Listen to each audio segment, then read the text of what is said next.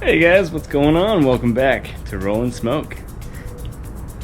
It's been 1 year since I had my Green Mountain grill, and today I'm going to show you guys the 1 year review. I am so happy about this grill. It's done wonders, never let me down. So, in all the videos you guys saw too, I did the when I first bought the grill, then I did my 6-month video.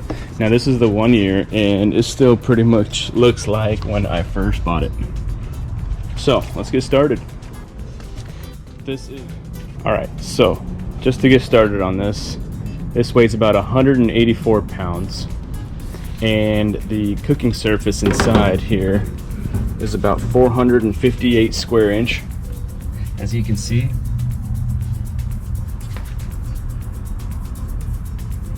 And it has a 18-pound hopper as well. Now I'll get to why I have this empty right now, and I want to show you guys something.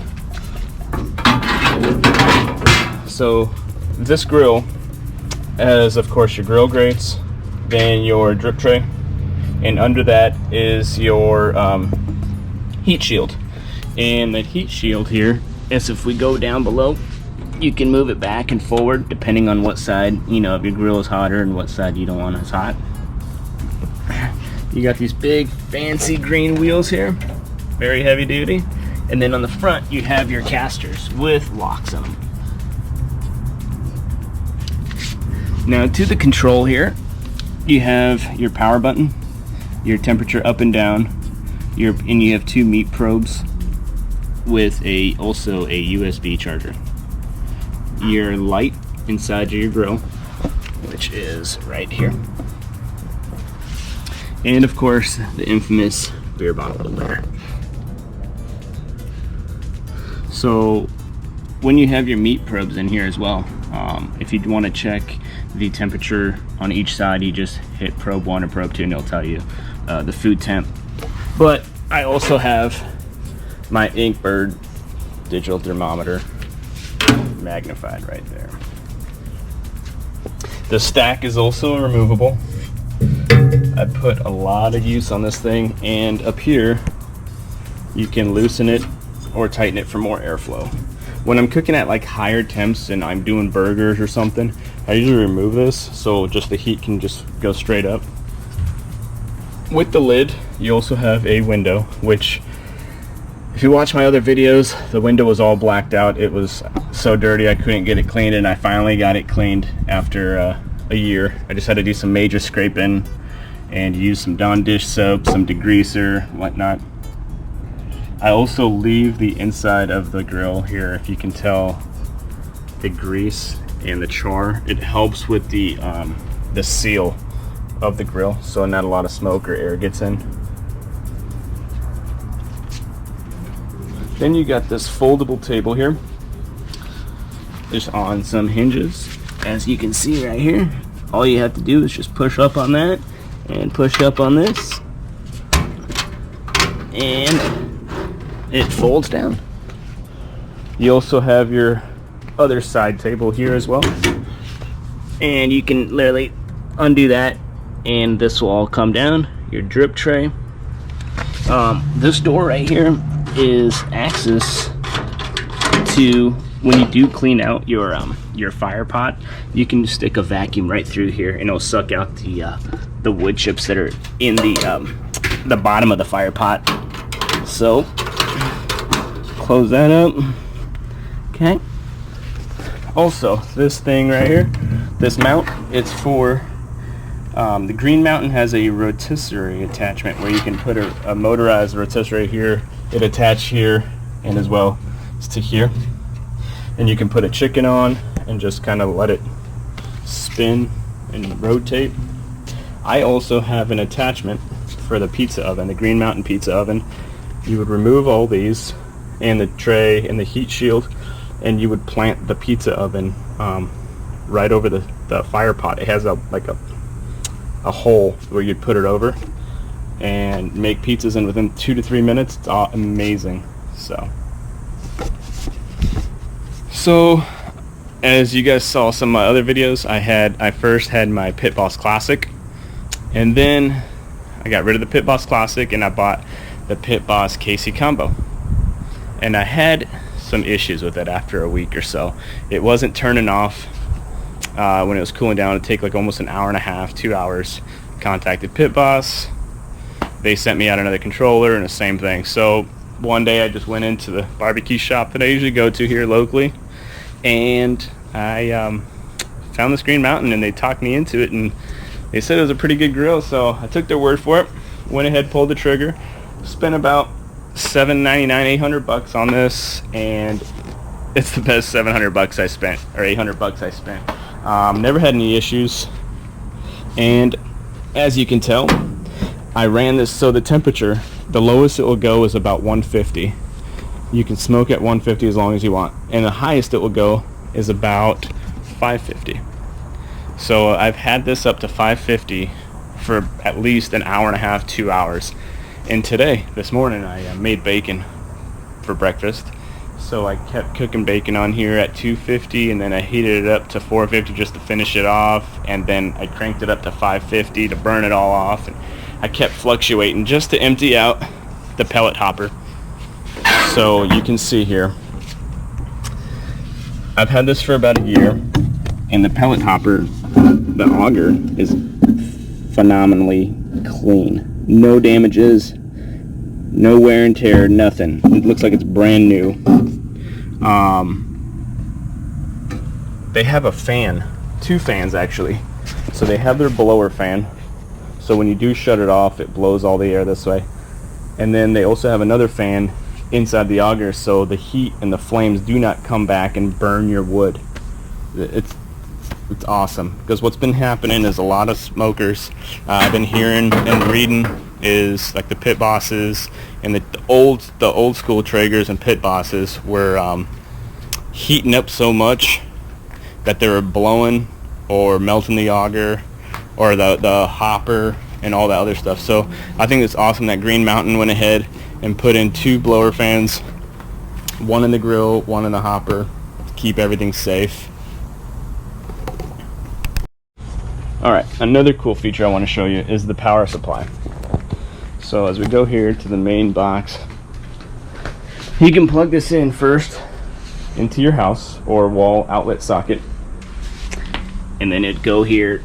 You'd get it, when you get it, it looks like a 12 volt here. You just plug the 12 volt into the power supply, and then you run it all the way connected, and the cable is actually removable too, so it's a 12 volt that plugs right into the back of your grill.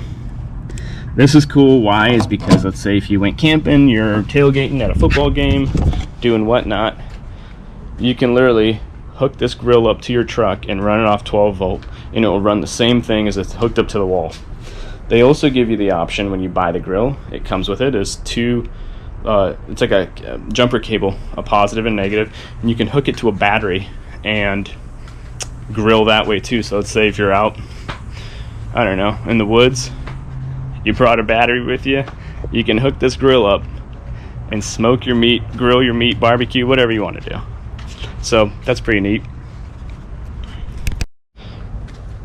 Another cool feature of this grill, its Wi-Fi capabilities.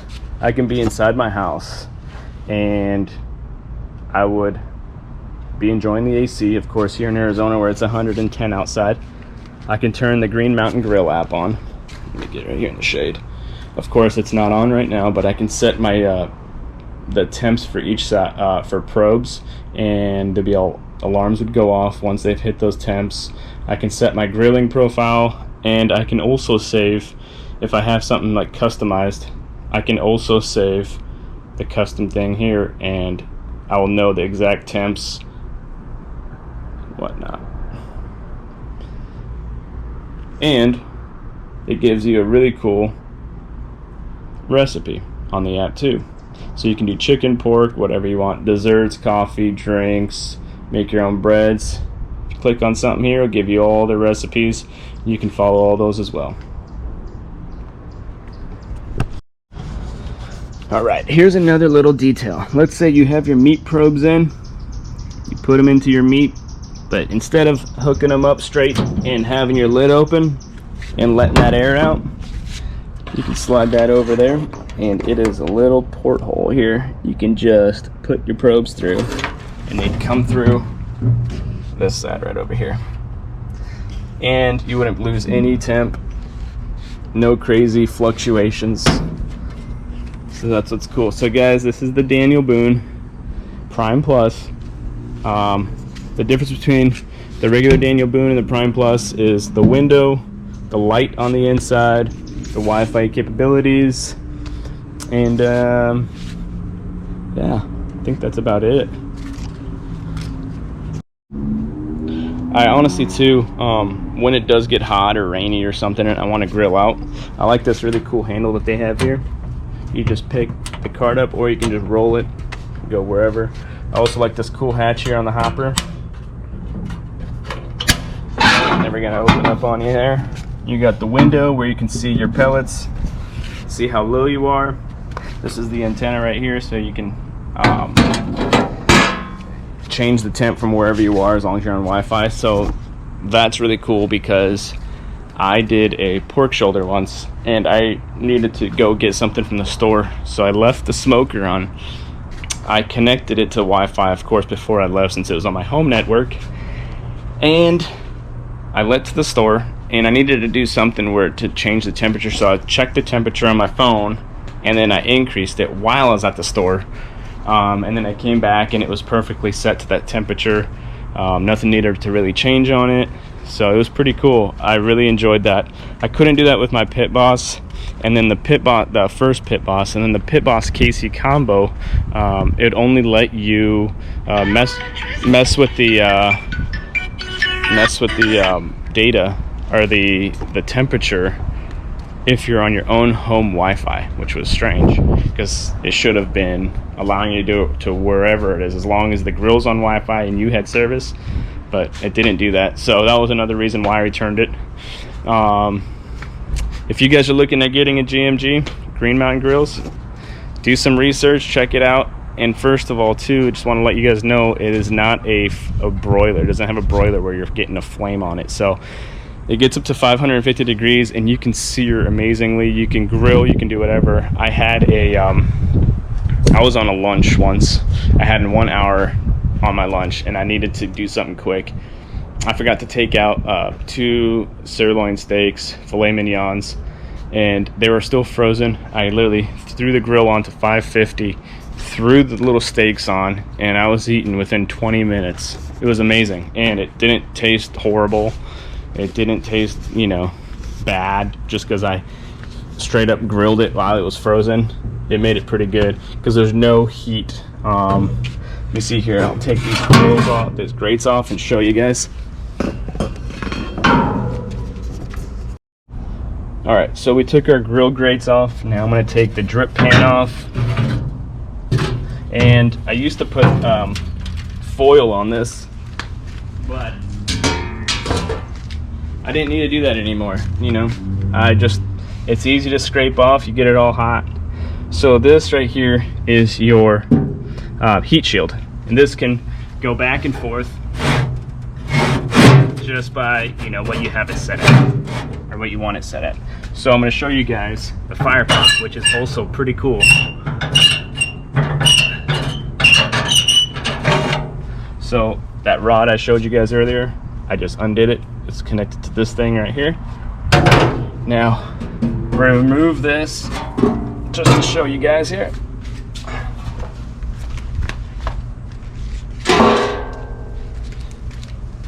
Now, this is the Venturi fire pot. The reason why this thing is cool is because there are slits here all around, so the flame twirls when it goes up. This is your igniter, and of course this is where your pellets come out of. See, as you can see, everything is pretty much burned. It doesn't go past here. Nothing will be charred. Of course, I got to clean this today. I've been cooking on this a while. I usually clean it once a month or so, or whenever this gets full of wood. As you can see though, there's no burn marks or burn scars or heat spots, whatever you want to call them, on this grill whatsoever. This is your grease strike, goes down here, goes into the aluminum pot you got in the bottom. That door that I opened up earlier, this is that tube, so if you put a vacuum through here, it'll suck up whatever is on the bottom of that. These are the rails where your heat shield slides on, so you can preset wherever you want it set. This right here is your heat sensor, right here. And inside of your stack. It's pretty clean. So for pellet wise, I've been asked a couple times on YouTube here on some of my videos, what kind of pellets do you use? What kind of pellets does your grill like? You know, any preference? So the pellets I've been using, it's a blend. It's also the barbecue store I go to here locally has their own label on it, so I'm not too sure what brand they are. But I've also used Pit Boss, and I've also used Traeger, and I didn't have any issues with either or. No jam ups, no crazy burns, no crazy fire pot burns, like as in catches on fire like some people I heard. Certain pellets are very sensitive to, or some grills are very sensitive to certain pellets, so I haven't had an issue. Everything's been great, amazing on this grill. I love it. If you guys have any questions about this grill, need more info, just please shoot a comment down below. I'll respond to it. And if there's anything else I can help you with, or you guys want to see a certain cook on this grill, let me know as well too. The smoke, once this starts up and it starts smoking, it gets very, very cloudy, and you can definitely taste the smoke on your meat, the flavor. It's amazing. So yeah, I think that's about it. This is the Daniel Boone Prime Plus. There's also the Jim Bowie. It's a little bit bigger. You can fit a whole hog in there if you wanted to. And they also have a Davy Crockett, which is, I think they just changed the name to the Trek, but it's like a tailgater size. It's about 360 bucks. You can set it in the back of your truck. You can take it into a small RV, do whatever. It's tiny. So yeah. All right, guys. Again, thanks for watching, and thanks for subscribing. It's been 1 year, and I want to thank you guys again for the journey, helping me achieve, and I'm still continuing to achieve, learning a lot of new things, doing some cool recipes. If you can, just hit that subscribe button down below, give me a thumbs up on this video, and leave me a comment. Thanks, guys.